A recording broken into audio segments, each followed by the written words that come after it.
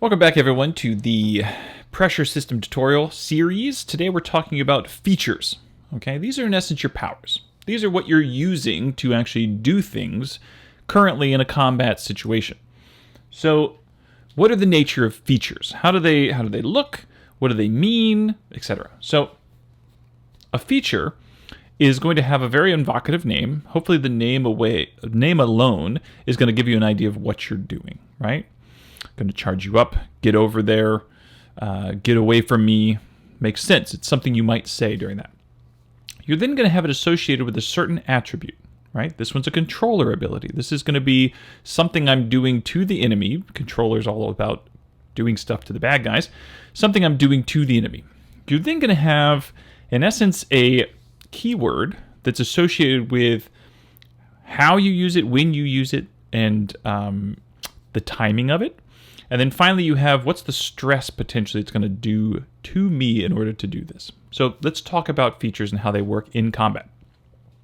On my turn, when it's my turn to do something, I can look at my feature list, and the first thing I want to see is, do I have a feature that I want to use that has the keyword alpha? Alpha means it is the first thing you must do on your turn, right? You have to do it before you move. You have to do it before you do anything else. You have to do that ability.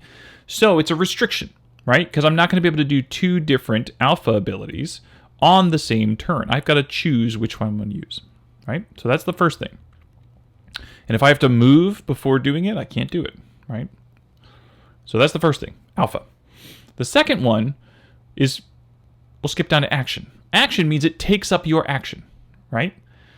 It is the thing you're going to do in place of the action step, which would normally be something like attacking or picking things up or whatever. The third one, so there's four actually, I forgot about this one. The third one is move. It will take the place of your movement during that turn. Simple as that. And the fourth one is free. Whoops. The fourth one is free, which is you can do it as much as you want, right? You can do as many frees as you want. Have at it, okay? Now, what is it like to take a turn, right? What is it like to use one of these abilities? Well, the first thing I have to do is I have to make a decision. I love having decisions in the pressure system. And this one is, if I take the stress, if I take 3 stress, I will automatically be able to do this action, right?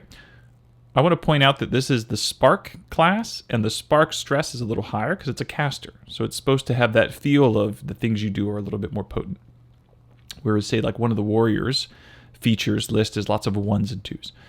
So either A, I can take the stress and I do the action, it just happens. Or I can try to activate the stress, right? Activate the feature.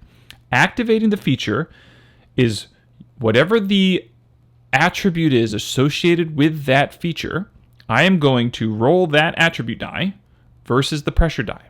If I succeed, then I can take this feature as an action and I can use it without taking on the stress.